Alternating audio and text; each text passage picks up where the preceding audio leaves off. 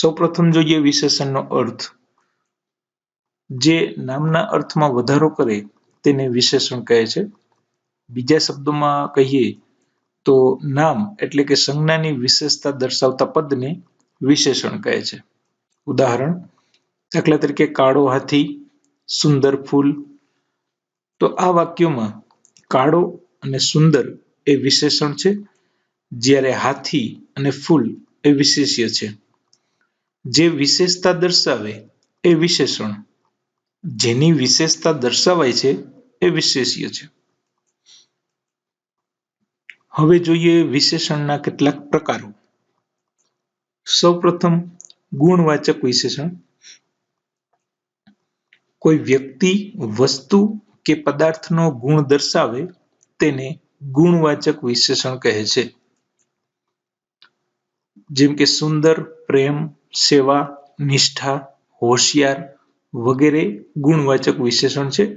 દાખલા તરીકે બગીચામાં સુંદર ફૂલો છે, તે દયાળુ રાજા છે, ગાંધીજી સાદું જીવન જીવતા. આ વાક્યોમાં આપ જોશો તો આપણને ખ્યાલ આવશે કે સુંદર, દયાળુ અને સાદું અનુક્રમે વિશેષણ છે. ગુણવાચક વિશેષણના કેટલાક પેટા પ્રકાર પણ છે.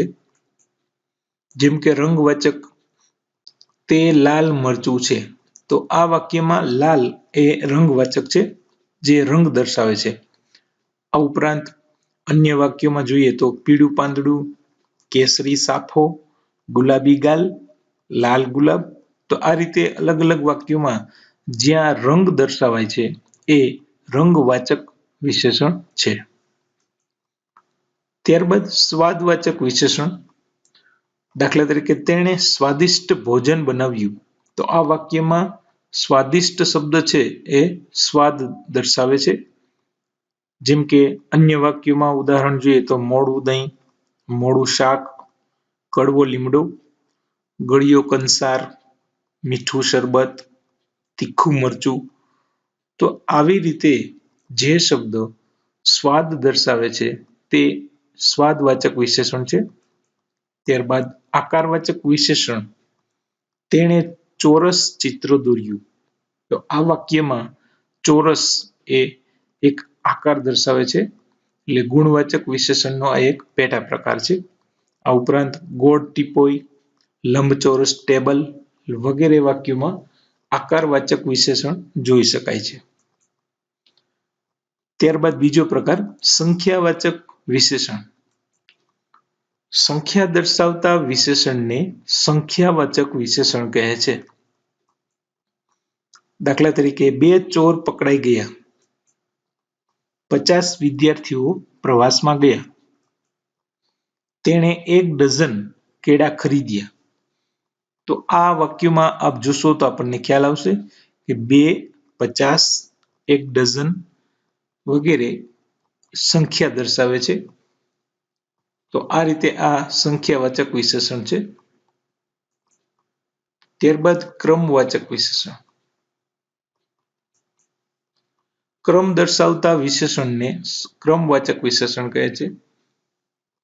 દાખલા તરીકે પ્રિયંકા પ્રથમ નંબરે પાસ થઈ, અમે ટ્રેનના 5મા ડબ્બામાં બેઠા, શિવજીએ ત્રીજું નેત્ર ખોલ્યું.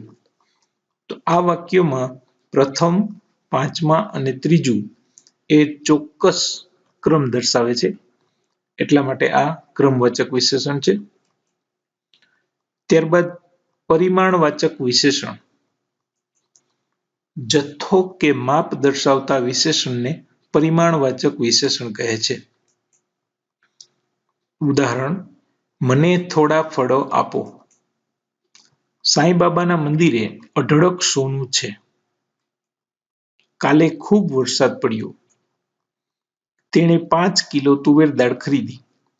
આ વાક્યમાં જોશો તો અનુક્રમે થોડા, અઢળક, ખૂબ, 5 કિલો વગેરે એક પરિમાણ દર્શાવે છે, એટલે કે માપ દર્શાવે છે.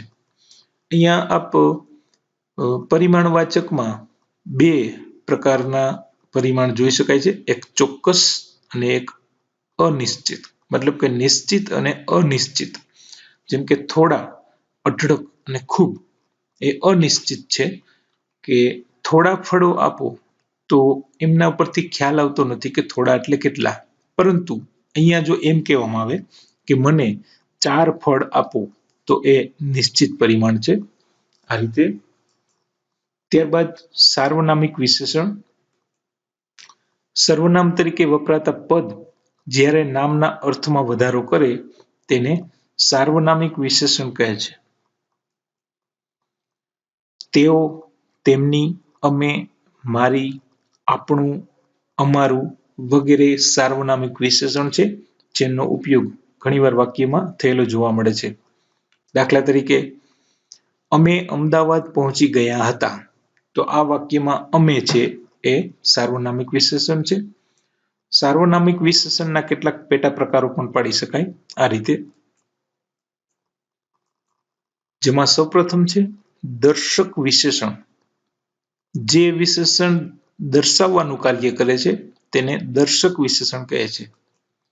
જેમાં આ, તે, પેલું વગેરે દર્શક વિશેષણ છે. દાખલા તરીકે તે ખેતર અનાજથી ભરેલું છે, તો આ વાક્યમાં તે એ દર્શક વિશેષણ છે. બીજું પ્રશ્નવાચક વિશેષણ. જેમાં પ્રશ્નનો ભાવ હોય એવા વિશેષણ પ્રશ્નવાચક વિશેષણ કહે છે. જેમ કે કયો, શું, કઈ, કેવા, કેટલા, ક્યારે વગેરે પ્રશ્નવાચક વિશેષણ છે. દાખલા તરીકે તમે શું લાવ્યા છો, તો આ વાક્યમાં શું એ પ્રશ્નવાચક વિશેષણ છે. હવે વિકારી અને અવિકારી વિશેષણ. વિકાર શબ્દનો અર્થ થાય છે ફેરફાર અથવા પરિવર્તન. એમના ઉપરથી શબ્દ આવ્યો છે વિકારી અને અવિકારી. સૌપ્રથમ જોઈએ વિકારી વિશેષણ. જેમાં લિંગ કે વચન પ્રમાણે ફેરફાર થાય તેવા વિશેષણને વિકારી વિશેષણ કહે છે. ઉદાહરણ જોઈએ. તે મોટો ડુંગર છે, તે મોટું પુસ્તક છે, તે મોટી દિવાલ છે, તે મોટા વિદ્યાર્થીઓ છે. તો આ વાક્યમાં આપ જોશો તો આપણને ખ્યાલ આવશે કે લિંગ અને વચન પરિવર્તનના કારણે અહીંયા શબ્દમાં ફેરફાર થયો છે. પહેલા વાક્યમાં મોટો, ત્યારબાદ મોટું, ત્યાર પછી મોટી અને છેલ્લે મોટા. તો આ રીતે લિંગ અને વચન પ્રમાણે જ્યાં ફેરફાર થાય છે તેવા વિશેષણને વિકારી વિશેષણ તરીકે ઓળખવામાં આવે છે. હવે જોઈએ અવિકારી વિશેષણ. જેમાં લિંગ કે વચન પ્રમાણે ફેરફાર ન થાય તેવા વિશેષણને અવિકારી વિશેષણ કહે છે. ઉદાહરણ તે સુંદર છોકરો છે, તે સુંદર છોકરી છે, તે સુંદર છોકરું છે. આ વાક્ય આપ જોશો તો આપને ખ્યાલ આવશે કે અહીંયા લિંગ પરિવર્તન થવા છતાં વિશેષણમાં કોઈ ફેરફાર કે પરિવર્તન થયેલ નથી, જેના લીધે આપણે કહી શકીએ આ અવિકારી વિશેષણ છે.